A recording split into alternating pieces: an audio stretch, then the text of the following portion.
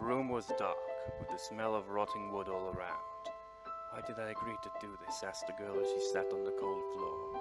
The room was filled with old furniture that had long been forgotten. The cotton from within the furniture began to fall to the floor. It was clear that this house had not been used for many years. There were paintings on the wall that had become filled with dust that covered most of the image. The girl had come to this place on a dare by her friends. She had given in to their words and had taunted her fear.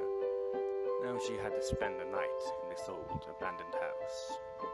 There was little light in the house. The moon was the only light she had. She could not see the moon as there were boards on the windows. However, there were some large cracks in the wooden boards that let in the moonlight. For this she was thankful. The girl stared out around the room and tightly hugged her knees. "I didn't want to be here," she muttered to herself sadly. She then looked up towards the ceiling. It was hard to see in the dark, but she could see many cobwebs here and there. She kept staring up until she heard a sudden noise. The girl quickly jumped to her feet and back towards the wall. Suddenly she could feel something touch her face. The girl screamed and jumped away, wiping at her face. It was a cobweb that was dangling from the wall. The girl hated spiders, so the thought of sitting near them made her shiver. She stepped into the middle of the room and sighed.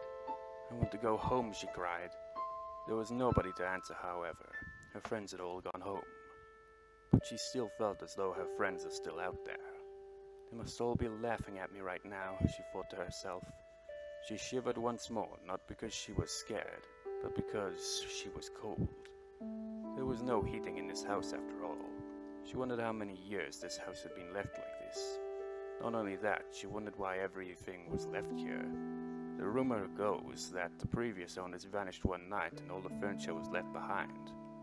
But she did not believe in that rumor. However, right now, she wondered if it were true. When you are this scared, you'd believe something like that. But if it is true, then where did they go? The girl thought about this for a few minutes.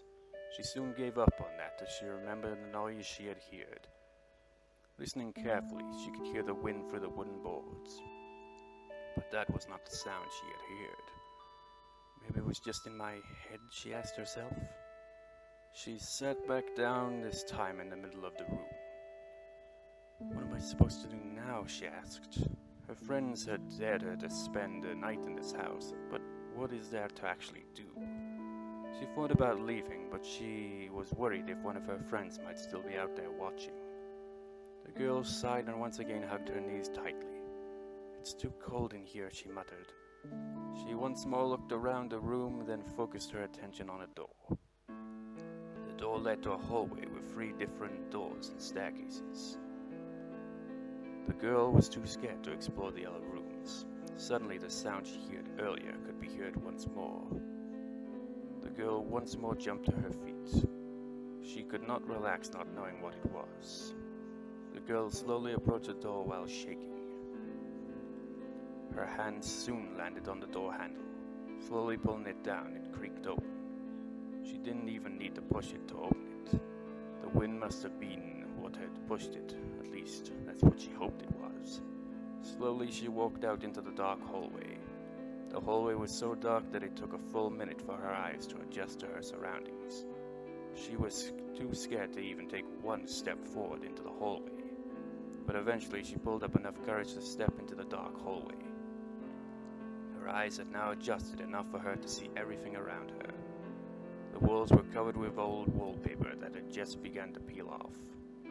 She had no idea what this hallway might have looked like when there were actually people living here. While looking at the walls, she heard that same noise once again. She jumped back and let out a little scream. Quickly, she covered her mouth before it could become a full-on scream. The girl did not want to give her friends that satisfaction of knowing she was scared. Her friends had all gone home, yet she still could not rule out the possibility that they were outside. "Let's just get this over with," she said. She opened the door at the end of the hallway. Beyond the door was the kitchen. It was very dark, but she could still make out a few pans and a fridge in the darkness. As she was about to step into the kitchen, she heard that noise again. She quickly turned around. The noise was not coming from the kitchen. Looking back at the kitchen briefly, she then shut the door. The noise she had heard was coming from upstairs. She walked to the center of the hallway and faced the staircase. The girl was very hesitant about investigating the noise at this point, but her curiosity soon controlled her, and she approached the stairs. She took her first step on the stairs. The stair creaked under her foot. She stopped moving for a second, and a cold feeling went through her body. What if someone is in this house, she thought to herself. The girl shook her head quickly to get the thought from her mind. If she didn't go up the stairs now, she'd probably just leave this house.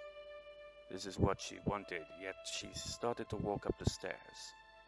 Maybe she was afraid her friends would make fun of her. Maybe she just wanted to prove her friends wrong. She had always been known as the coward among her friends. They always would tease her as a result. But this was her chance to prove them all wrong. Even her friends were too scared to do what she was doing now. She felt she must prove them wrong, so she walked up the stairs.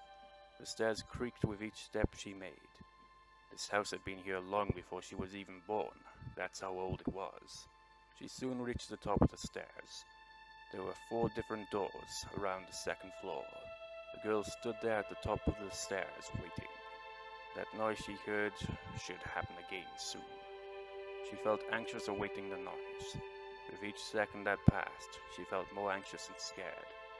Maybe there is someone here after all, and they hear me coming, she said to herself in fear. She gulped and clenched her fist. No, she shouted with her mind. She stood there on the spot with her will holding her in place.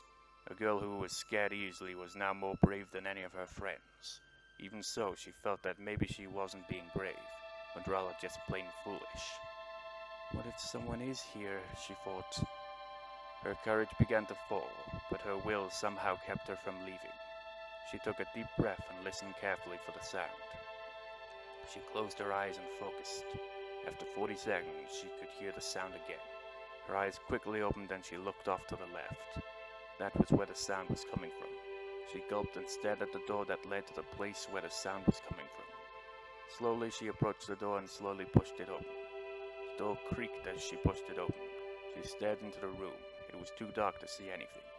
After a few seconds, her eyes began to slowly see what was in the room. There was a bed, a wardrobe, and a boarded-up window. But there was something else that she could not see too well. Yet noise, once more, only this time, more clear than before. It was a creaking sound of something moving back and forth. It came from the center of the room. Her eyes quickly saw what was there. There in the center of the room was a rocking chair slowly rocking back and forth from the wind coming in from a large crack in the wooden boards. The girl sighed in relief and stopped the chair from rocking.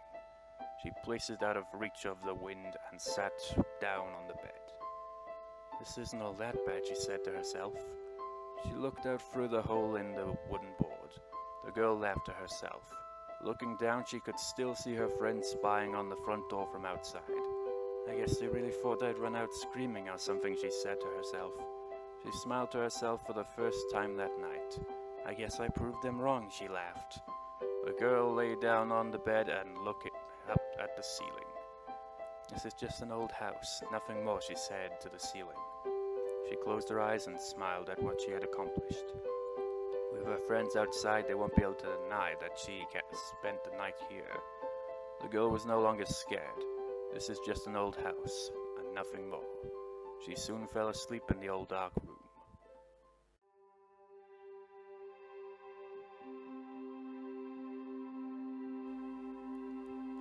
She awoke the next morning and yawned. Pulling out her watch, she smiled at the time. She had done it. She had proven her friends wrong and spent the night here. This girl got out of the bed and opened the door. The sunlight shined through the cracks in the wooden boards and made the house light. Looking at it now, she could not understand why she was scared. Maybe it was just natural to fear these things in the dark, though, she thought. She smiled to herself and opened the front door. The sunlight and cool morning air felt great as she stepped out of the house. Looking around, she could see 2 of her friends sleeping in a bush. She laughed at the sight. Her friends were clearly dedicated to seeing her suffer. However, their plan had backfired. She approached her friends and crouched down beside them. "I proved you wrong," she shouted. Her friends quickly awoke and fell backwards. She laughed at their reaction. She felt happy to see them jump in fear for a change. Her friends could not believe that she had proven them wrong. It was written all over their faces. For the first time in a long time, she was proud of herself. This was her test of courage and endurance, and she passed. After that day, her friends no longer teased her for being easily scared. In fact, now few things could scare her, but she still wonders why that house was left like that. It was a mystery that neither her nor anyone else will ever know.